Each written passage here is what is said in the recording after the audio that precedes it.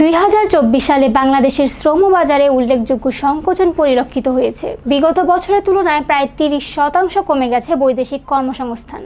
BMET এর তথ্য অনুযায়ী 2023 সালে প্রায় 13,07,890 জন কর্মী বিদেশে গিয়েছিলেন।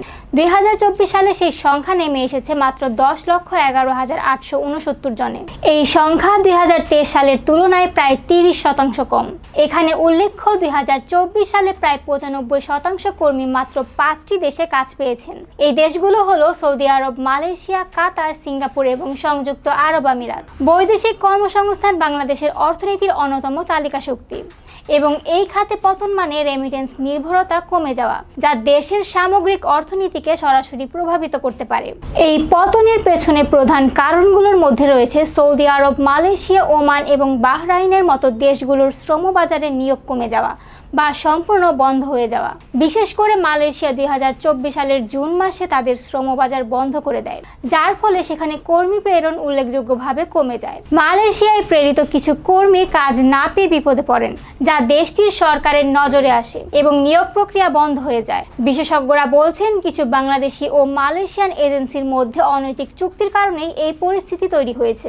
ওমানের পরিস্থিতিও অনুরূপ। 2023 সালে যেখানে 1,25,000-এর বেশি কর্মী ওমানে গিয়েছিলেন, 2024 সালে সেই সংখ্যা কমে মাত্র 358 জনে দাঁড়িয়েছে।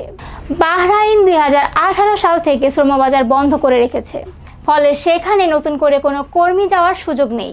এছাড়াও সংযুক্ত আরব আমিরাতেও 2023 সালে যেখানে প্রায় 1 লাখ কর্মী গিয়েছিলেন, 2024 সালে সেই সংখ্যা অর্ধেকে নেমে এসেছে।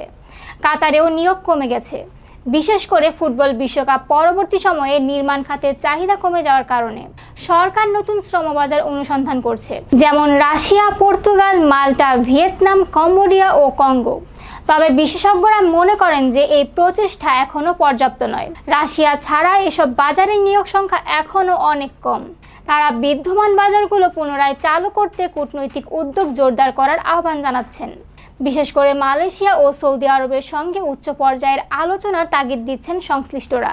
বৈদেশিক কর্মসংস্থানের এই হ্রাসের ফলে রেমিটেন্স প্রবাহে প্রভাব পড়তে পারে।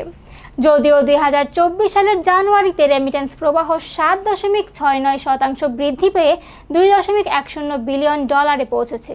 তবে বিশেষজ্ঞদের আশঙ্কা যে এটি স্বল্পমেয়াদী। দীর্ঘমেয়াদী শ্রমবাজার সংকোচনের ফলে রেমিটেন্স প্রবাহ কমে যেতে পারে, যার প্রভাব পড়বে বৈদেশিক মুদ্রার রিজার্ভ ও টাকার মূল্যের ওপর। ইতোমধ্যেই হুন্ডির মাধ্যমে অর্থ পাঠানো আবারও মাথাচাড়া দিয়ে উঠছে, যা সরকারকে নতুন করে ভাবাচ্ছে। শুধু তাই নয়, দক্ষ কর্মীর অভাবও একটি বড় চ্যালেঞ্জ হয়ে দাঁড়িয়েছে। দক্ষতার অভাবে বাংলাদেশি কর্মীরা দক্ষিণ কোরিয়া ও জাপানের মতো সম্ভাবনাময় বাজারে প্রবেশ করতে পারছেন না। 2023 সালে দক্ষিণ কোরিয়া 10,000 কর্মীর কোটা বরাদ্দ করলেও মাত্র 4,496 বাংলাদেশি সেই যোগ্যতা অর্জন করতে পেরেছেন। ভাষা ও কারিগরি জ্ঞানের ঘাটতি এর মূল কারণ। আবার ইউরোপের বিভিন্ন দেশে ভিসা প্রক্রিয়া জটিল হওয়ায় বাংলাদেশিদের অনেকেই ভিসা আবেদন করছেন ভারত বা নেপালের মাধ্যমে, যা সময় সাপেক্ষ ও ব্যয়বহুল। এই পরিস্থিতি থেকে উত্তরণের জন্য সরকারকে কূটনৈতিক প্রচেষ্টা বাড়িয়ে বন্ধ শ্রমবাজারগুলো পুনরায় চালু করতে হবে এবং নতুন বাজার অনুসন্ধানে বাস্তব ভিত্তিক ও সুসংগঠিত কৌশল গ্রহণ করতে হবে। একই সঙ্গে কর্মীদের ভাষা শিক্ষা, আইটি দক্ষতা, কারিগরি প্রশিক্ষণ সহ প্রয়োজনীয় প্রস্তুতি দিতে হবে। অভিবাসন প্রক্রিয়াকে আরও স্বচ্ছ ও নিরাপদ করতে হলে প্রবাসী কল্যাণ মন্ত্রণালয়, প্রবাসী কল্যাণ ব্যাংক এবং বৈদেশিক মিশনগুলোর মধ্যে আরও সমন্বয় দরকার। তবেই বাংলাদেশ আবার এই পরিস্থিতি মোকাবেলা করতে পারবে।